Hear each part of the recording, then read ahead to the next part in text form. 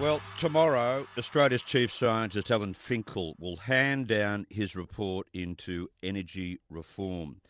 And it's expected that that report will be in favour of increased renewable energy sources and some low emissions targets. Now, on Tuesday, I spoke with Clive James about his essay, Mass Death Dies Hard, which I think was a real wake-up call to how climate change activists are warping the facts and influencing society on being alarmed.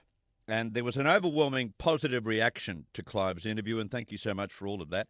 But I thought we'd take another look at the issue today with someone who knows the science and may have an insight into what we're looking for from Alan Finkel tomorrow. Dr. Howard Brady, and you'll remember that name, I had him in the studio earlier this year and back in 2011. He worked for many years as an Antarctic scientist, and in 2011 he was awarded the Distinguished Alumnus Scientist of the Year by Northern Illinois University for contributions to climate research. Well, he's just released the second edition of his book, Mirrors and Mazes, A Guide Through the Climate Change Debate. You've got to get a copy. It's a wonderful summary. Now, after my last interview with Dr. Brady, his books flew off the shelves. You need to get a copy of this. He talks sense, this bloke, and he knows what he's talking about. And although he sees that there is no cause for alarm, he does say we do need to spend more money on alternative energy research. Dr. Howard Brady, fantastic to have you in the studio again. Such a pleasure, Chris, and you've made such a positive contribution to the community's understanding of this issue. Yeah, no problem, but you're doing the hard yakka. What we need to establish from the start, you believe that we are warming, Yes. but it's not the kind of warming that requires a great deal of alarm. Not at all. I mean, James Lovelock has said, for God's sake, let's enjoy it while we can. Just talk about him. James Lovelock came up with what was known as the Gaia hypothesis. Explain that to us and how he's basically changed his mind, hasn't he? Yes, he's a great inventor, and also he wrote a great book showing the unity of man with nature, etc. And he thought the whole world acted as an organism, but he predicted that we would be frying this century because CO2 was going up, etc., etc., etc. And all of that's in a book called The Gaia Hypothesis. And he believed, like many of the others, that we were in a J curve where it would increase exponentially, right? Absolutely. And now the funny thing is, one of the emails I received from someone who read the book said, Dr. Brady, look, really go and read The Gaia Hypothesis. You'll change your mind. So I really enjoyed sending an email back to this guy and say, I'm sorry, but James Lovelock has changed his mind. And he said, look, we should be frying by now. I was wrong. Now, Lovelock had the guts to change his mind. He belonged to the Academy of the Lynxes, a famous academy founded in the 1600s, which said a scientist's got to describe what he actually sees. Now, it's a pity that Flannery and his mates don't belong to that academy. How is it that some of these so-called majority number of scientists haven't changed their mind? Because there have been a number of distinguished prophecies that never materialised, and yet they still maintain their line of thought on this issue. Chris, you're so right, and that's what Clive said. And my phone rang a couple of months ago, and I couldn't believe it. It was Bill Leake. Now, he's like Clive, and he cuts to the bone of a human being. Always did, yeah. And he said, I don't understand how people like Flannery can't change their mind. He said, I don't mind them making a prophecy, but if it's wrong, and if it's, Perth's supposed to be a wasteland by now, or our dams are supposed to be empty, how is it that he doesn't change his mind? And why do people forgive him and let him go again? And the same applies to someone like Al Gore, who said that we wouldn't be having the kind of ice peaks and ice caps that we have in the Antarctic and the Arctic. That was all due to be dissolved by the year 2014. Yeah, he took some advice from a guy that was in a Navy research lab somewhere in California, and even said that when he got the Nobel Prize. But he's not the only one. You've got James Hansen as the worst, of course, and the James Goddard Space Centre, who's now retired, and Hans-Joachim Schellenhuber, who's advising Angela Merkel, who's got 400 research scientists under his wing at the Potsdam Climate Impacts Group, and he's the same.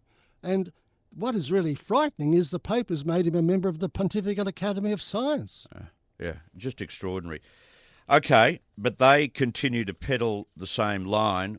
if someone came up to you, Howard, and said, okay, how worrying is the trend of warming in the world right now? How do you sum it up for someone? I'd say, well, first of all, you must realise the warming started before CO2 started to go up around the 1850s. The warming started in the 1700s. Glaciers started to retreat before CO2 went up. Glacial retreat has not accelerated. Glacial retreat's been going on for nearly 250 years. The advent of CO2 hasn't made a great difference. There's been no acceleration of glacial retreat, and the warming, it hasn't been coincident with CO2. Many times, temperatures have paused for 30 years and CO2's gone up. Yeah. So the correspondence of these two things aren't there. So you can't actually glue CO2 and man's emission of CO2 to global warming by causation, but there is some correlation, right? Not causation. There is strong correlation sometimes, and the trouble was that a lot of the computer models were created between 1975 and 2000, and in those 25 years, CO2 and temperature seemed to be going up hand in hand. But then, of course, all hell broke loose the last 17 years when temperatures have gone sideways. But a lot of the development of computer models happened when they seemed to be going up hand in hand, and I think that was part of the problem. Yeah. That created almost an anxiousness, an alarmist atmosphere amongst the scientific community. Absolutely. And the strange thing is they didn't say, well, wait a minute, between 1945 and 75, temperatures went down a bit, even though CO2 was going up. Yeah. And the CIA warned the American president of an impending ice age. They should have run their models back and see if they could describe the whole of the century. They didn't seem to have done that. How much of the Earth's atmosphere is made up of CO2, Howard? Oh, it's 0.04%. It's 0.04%. How much of that CO2 is man-made? Oh, my gosh. Well, in recent times, man's industry has added to that, and it was about 130 parts per million have been added to that since the Industrial Revolution. 130 parts per million. That is correct. But one has to realise that even scientists on the other side of the debate admit that over 90% of the greenhouse effect is water vapour. Yeah. So CO2 is only a part of that, and then man's contribution is a part of that, and then there's no correspondence between the rise of CO2 and temperature changes in the last 150 years. Sometimes there is, but sometimes they're totally anti-cyclical. So the correlation is incredibly poor. Okay, green groups keep telling us that there are examples in the Pacific where atolls, 1 hectare atolls, are disappearing into the ocean.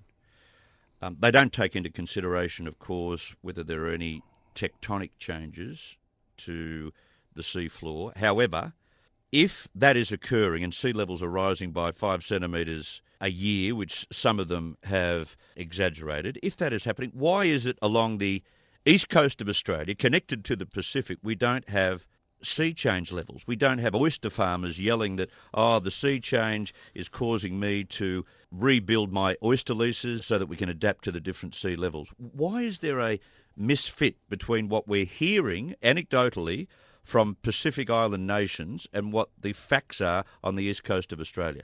There's not a clash. The Australian Tidal Centre has got seaframe gauges in those islands in the mid-Pacific. Nothing much is happening. But what does mislead people a lot is when there's an El Nino event, the winds from the Indian Ocean from the west, they blow all this water to South America, and there's a sea level drop up to 20 centimetres around those islands. When the El Nino's over, the water rushes back.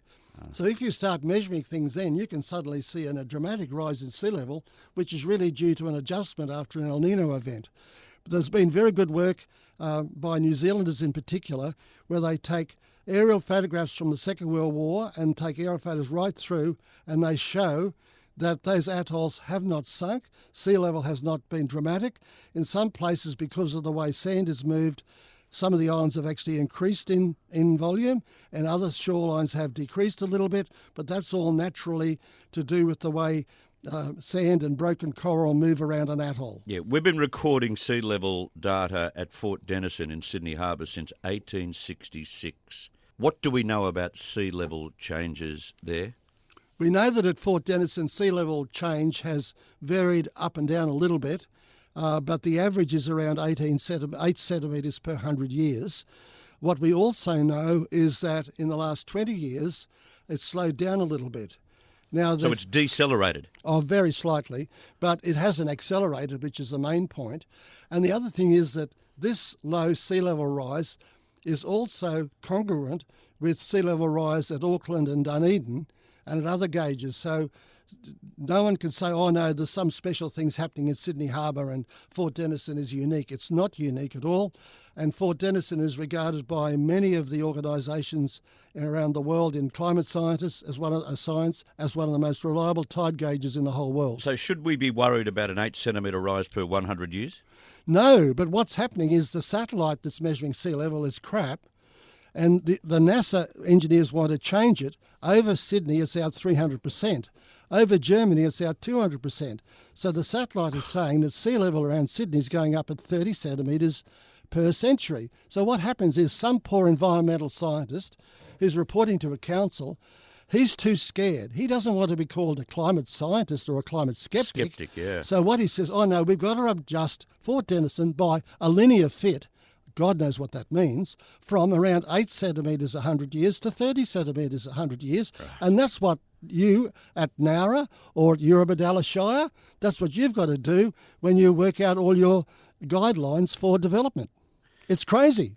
How significant is Donald Trump's recent decision to pull the US out of the Paris Climate Agreement? It is very, very significant, and I think it will gradually sink in around the world that there is a serious problem. He does seem a little bit bombastic at times, and he is, but some of the advice he's getting is incredibly good.